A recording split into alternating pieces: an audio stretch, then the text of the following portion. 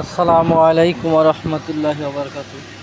আজকে একটা টপিক নিয়ে কথা বলবো, সেটা হচ্ছে আমরা যে ব্যথার ওষুধ খাই, যে ব্যথানাশক ওষুধ খাই, যখন তখন আমরা ডাক্তার না দেখে ওষুধ খাই, এর আসলেই অনেক খারাপ দিক রয়েছে।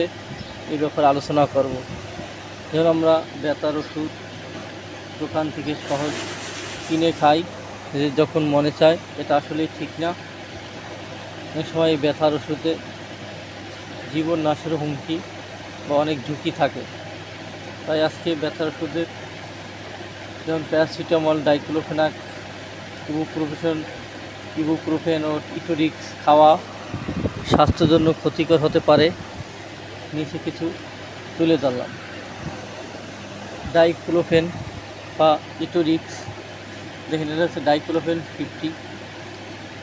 এটা একটা ব্যথার ওষুধ, শরীর ব্যথার। আবার এইচ প্লাস প্যারাসিটামল 500 এবং ক্যাফেইন 65। এটা একটা ব্যথানাশক ও জ্বর নিবারণে কার্যকর ভূমিকা রাখে। ইটোরিক্স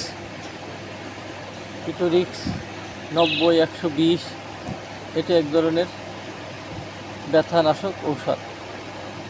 এই ব্যথানাশক ওষুধের যে ক্ষতি সেগুলো আমি তুলে ধরব। তাই যখন তখন ইচ্ছা অনুযায়ী ব্যথার ওষুধ খাওয়া উচিত না। ডাক্তারের পরামর্শ অবশ্যই উচিত এই ধরনের ওষুধ ব্যবহার করা। গ্যাস্ট্রিক ও আলসারের ঝুঁকি বাড়ায় এই ব্যথার ওষুধের সময়। অনেক সময় ব্যথানাশক ওষুধ খাওয়ার ফলে পেটে গ্যাস জমে, বদহজম হয় এবং আলসারের মতো ঝুঁকি বেড়ে যায়। কিডনি ও লিভারের ক্ষতি হতে পারে এবং কিডনি ড্যামেজ হওয়ারও উপক্রম হতে পারে। এবং নিয়মিত বা অতিরিক্ত ডোজ খেলে কিডনি ও লিভারের উপর চাপ পড়ে এবং দীর্ঘমেয়াদে মারাত্মক ক্ষতি হতে পারে। দীর্ঘমেয়াদী এই ব্যথার ওষুধ সেবনে হাতে পায়ে পানি আসে, অনেকের পা ফুলে পায়ে পানি আসে এবং স্টোমাকের উপরে আঘাত করে এবং আলসার হয়। পেটের ভিতরে ক্ষত হতে পারে এই ব্যথার ঔষধের ফলে। এবং রক্তপাতের ঝুঁকি অনেক সময় ঝুঁকি রয়েছে। কিছু ব্যথার ওষুধ সেবন ইবুপ্রোফেন ও ন্যাপ্রোজেন রক্ত পাতলা করে দিতে পারে, ফলে রক্তপাতের ঝুঁকিও বেড়ে যেতে পারে। ওষুধের উপর নির্ভরতা, ব্যথা কমাতে বেশি ঔষধ ব্যবহার করলে শরীর ওই ওষুধের উপরই নির্ভর হয়ে পড়ে। তাই ব্যথার ওষুধ যত অ্যাভয়েড করা যায় ততই ভালো। রোগ ধামাচাপা পড়ে যায়। ব্যথার নাশক ওষুধ ব্যবহার করলে অনেক সময় শুধু ব্যথা কমানো ওষুধ খেলে আসল রোগ শনাক্ত ও চিকিৎসা দেরি হতে পারে। ব্যথা যদি বারবার হয়, দীর্ঘস্থায়ী হয়, ডাক্তারের পরামর্শ নেওয়া উচিত। এবং এই ব্যথার ওষুধ অবশ্যই বুঝে খেতে হবে।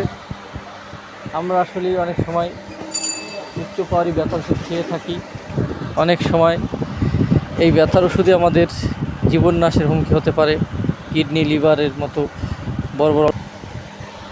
অবশ্যই ব্যথানাশক ওষুধ খাওয়ার আগে অবশ্যই আমাদের একজন বিশেষজ্ঞ ডাক্তারের শরণাপন্ন হতে হবে এবং তারপর এই ওষুধ খাওয়া উচিত।